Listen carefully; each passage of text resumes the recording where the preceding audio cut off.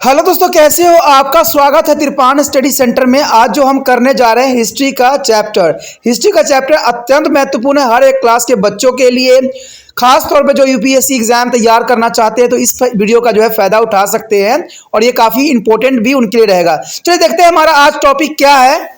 मानसा प्रणाली के अंतर्गत क्या था ये जानना आपके लिए बहुत ही महत्वपूर्ण होगा। तो मानसा प्रणाली कई बार एग्जाम में आ भी जाता है तो आपको इसको अच्छे से समझने की आवश्यकता है। कहते हैं मानसा प्रणाली भारत में मुगलों की प्रशंस काल में मनसा और जागीरदार प्रणाली के आरंभ के अंत तक प्रचलित थी। यानी देखा जाए तो मुगलों ने शुरू से लेकर अंत तक जो है मानसा प्रणाली को जो है बनाए रखा था। भारत में मुगलों द्वारा तैयार की गई मानसावधारी अद्वितीय प्रणाली थी। कुछ हेर फेर के अकबर द्वारा चलाई गई थी और मानसावधारी प्रणाली सैन्य और नागरिक प्रशासनों का भी आधार हुआ करता था। मानसव शब्द का अर्थ होता है हैसियत या पद से। यानी मानसव से मतलब समझ गए होंगे कि ये पोस्ट से होती है कि क्या हैसियत है, क्या आपको पद मिला हुआ है। जिस व्यक्ति के मानसव प्रदान किया जाता था उसे शाही तंत्र में उसकी हैसियत और वेतन दोनों का निर्धारण होता था। मानसवदार द्वारा रखे जाने वाले सैनिकों की संख्या भी इससे निर्धारित होता था। यह प्रणाली अभिजात वर्गों को पद के कारागार के सरल बनाने तथा उनके वेतन का निर्धारण करने तथा उनके द्वारा रखे जाने वाले घुड़सवारों की संख्या का निर्धारण करने के लिए तैयार की गई थी। यानी देखा जाए तो हमारी प्रणाली जो थी घोड़ा की संख्या और जो है उसके वेतन देने की एक प्रणाली थी। यदि मानसवर प्रणाली पदों की संख्या में व्यक्त किया जाता था तो कहते अबुल फजल बताता है कि अकबर ने मानसवदार की संख्या जो थी 66 श्रेणी स्थापित की थी। यानी मानसवदार की संख्या जो थी 66 श्रेणियों में स्थापित की थी, जिनकी सीमा 10 घुड़सवार कमांडर से 10,000 घुड़सवारों तक थी। यद्यपि उसने 33 श्रेणियों का ही उल्लेख किया था। आरंभ में एक संख्या पद वैश्विक वेतन और मानसवदार के सैन्य दल की संख्या को भी निरूपित करती थी। बाद में मानसवदार का पद 2 संख्याएं जात और सवार को सूचित करने वाली बन गई। जात कर्मचारियों की व्यक्तिगत पदों की दर्शाता था और सवार मानसवदार द्वारा रखी जाने वाली सेना के आकार को दर्शाता था। कहते सैन्य दल की संख्या के आधार पर मानसवदार को 3 श्रेणियों में रखा गया था और इसकी कैलकुलेशन देखना भी आपके लिए बहुत दिलचस्प रहेगा। इसके लिए आइए उदाहरण देखें। कहते अगर उदाहरण के रूप में हम देखें तो जिसके पास अगर कहते हैं 7,000 जात और 7,000 सवार होते थे तो इसको 7,000 बटा 7,000 के पद थे। यानी प्रथम श्रेणी में जात और सवार के पद जो है बराबर यानी 7,000 से 7,000 थे जो कि बराबर पद में थे। दूसरी श्रेणी में 7,000 पद के जात से कम थे लेकिन जात पद के आधे अथवा 50% के सामान्य थे। जैसे देखिए 7,000 बटा 4,000 तो ये दूसरे श्रेणी के अंतर्गत आते हैं। तीसरी श्रेणी की हम बात करें तो सूबेदार पद जात पद के 50% ही होता था लेकिन कहते हैं 7,000 से बटा 3,000 से कम थे और इस प्रकार सूबेदार पद तो जात के बराबर थे या उससे कम भी हुआ करते थे। सवार पद ज़्यादा होने पर भी शाही तंत्र में जो है मानसवदार की स्थिति पर कोई प्रभाव नहीं पड़ता था। यह जात के पद से ही निर्धारित होता था। यानी देखिए यहाँ पर अगर हम कैलकुलेशन करें तो जात के पद से ही निर्धारित होता था कि उसको कितना वेतन दिया जाएगा। यानी सवार का कोई यहाँ पर लेना देना नहीं था।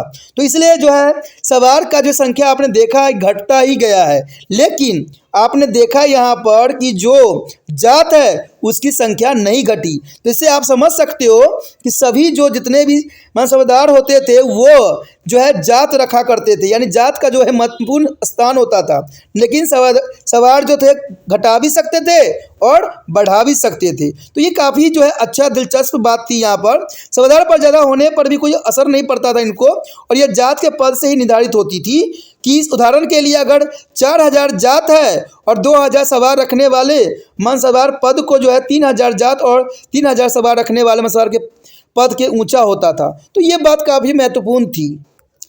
लेकिन इस नियम में कुछ जो है अपवाद भी थे, विशेष रूप से जब कोई मानसवदार विद्रोही के बीच समस्याएं वाले क्षेत्र में कार्य करता था।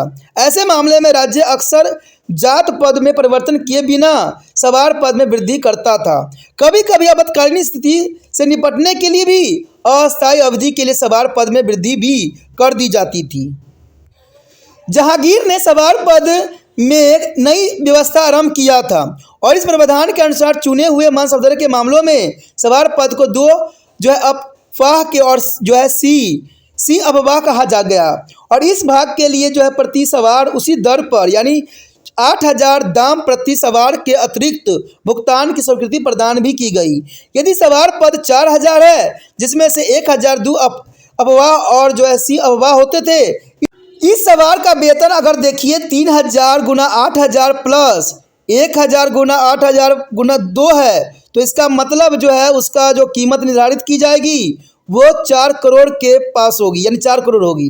दाम प्रकृत किया जाता था अधू अफवाह और सी अफवाह के बिना 4,000 सवार का वेतन जो होती थी वो 4,000 गुना 8,000 यानी 3 करोड़ 20 लाख होती थी, जो कि काफ़ी महत्वपूर्ण था। और इस प्रकार मंसादार के जो है दो अफवाह और सी अफवाह श्रेणी के दुगने सवार रखने पड़ते थे और इसके लिए भुगतान भी किया जाता था। जहांगीर ने शायद यह व्यवस्था अपने विश्वास पात्र अभिजात वर्ग को बढ़ावा देने और उनके सैन्य रूप से शक्तिशाली बनाने के लिए किया होगा, और इस व्यवस्था को वह अपने जात पद में कोई परिवर्तन किए बिना उसके अभिजात वर्गों की सेना में बढ़ोतरी कर सका। अपने जात पद में कोई वृद्धि करने से न सिर्फ अन्य अभिजात वर्गों की ईर्ष्या होगी, बल्कि राजकोष पर भी इसका काफ़ी भार भी बढ़ेगा। शाहजहां ने जमा अनुमानित आय और हासिल वास्तविक प्राप्त के बीच के अंतर को जो है पूरा करने के लिए मानसौदारी प्रणाली में मासिक जो है वेतनमान आरंभ किया था। कहते अक्सर मानसौदारों की सौंपी गई राजस्व उगाने वाली जागीरदारों के रूप में भुगतान किया जाता था। इसमें सबसे बड़ी समस्या यह थी कि एक वर्ष के दौरान जागीर से होने वाली संभावित आय यानी जमा के आधार पर परिकलित किया जाता था। यह देखा गया था कि वास्तविक राजस्व संग्रह यानी हाइस अनुमानित आय से हमेशा ही कम हुआ करता था। ऐसी स्थिति में जो है मानसौदार के वेतन का निर्धारण मासिक वेतनमान विधि से किया जाता था। यदि किसी जागीर से सिर्फ आधा राशि हासिल होता था तो यह छमाह यानी छमाही कहलाता था। यदि इससे केवल 1/4 प्राप्त होता था, इसे जो है सिमाह यानी तिमाही कहते थे। मासिक वेतनमान नगद वेतनों पर लागू होता था। स्वीकृति वेतन में भी कटौती की जा सकती थी। शाहजहां के शासनकाल के दौरान मानसौदारों को बिना उसके दावे की राशि में कमी किए सवार पद की स्वीकृति संख्या के 1/5 और 1/3 रखने की मंजूरी दी गई थी। औरंगजेब ने इस सभी परिवर्तनों को जारी रखा तथा मशरूत यानी जो सदवर्त नामक नया पद जो सृजित किया। यह मंसादार के सवार पद में अस्थायी रूप से वृद्धि करने का प्रयास था। औरंगजेब ने शाही अस्तबलों में जो है पशुओं के चारे पर आने वाली लागत को भी पूरा करने के लिए खुराक ए दावत नामक एक और कटौती भी की थी। तो ये काफ़ी महत्वपूर्ण टॉपिक थी जिसको आपको समझ में आ ही गया होगा और आपको पता भी लग गया होगा कि कैसे इसको कैलकुलेशन करते हैं। ठीक है, तो आप जो है इसको अच्छे से याद कर लेना, क्योंकि एग्जाम में 100% है कि ये क्वेश्चन आने के चांसेस रहते हैं बने हुए, क्योंकि ये अगर आपके सिलेबस में है तो आने के चांसेस रहेगा।